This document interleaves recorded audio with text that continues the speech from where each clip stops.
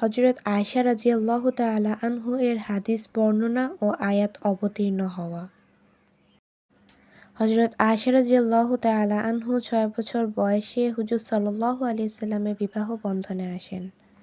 মক্কা মুকাররমায় বিবাহ হয় এবং ৯ বছর বয়সে মদিনা তৈয়বায় স্বামী গৃহে গমন করেন। অতঃপর ১৮ বছর বয়সে হুজুর সাল্লাল্লাহু আলাইহি সাল্লামের ইন্তেকাল হয়। ১৮ বছর বয়সই বা কি, কিন্তু এই বয়সেও এত বেশি দ্বীনি মাসায়েল এবং নবী করিম সাল্লাল্লাহু আলাইহি ওয়াসাল্লামের বাণী আমলসমূহ তাহার নিকট হইতে বর্ণনা করা হয়, যাহার কোনো সীমা নাই।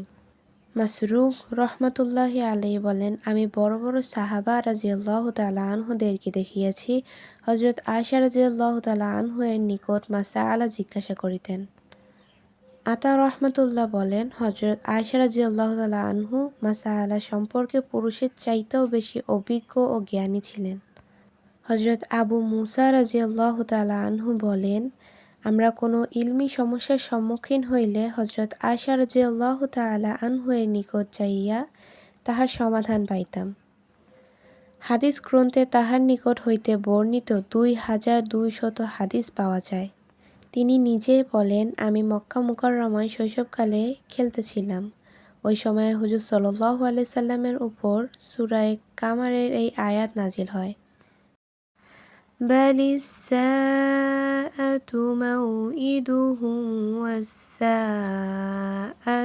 আদহা ওয়া আমার। হযরত আয়েশা রাদিয়াল্লাহু তাআলা আনহুর ৮ বছর বয়স পর্যন্ত মক্কায় থাকিয়েছেন।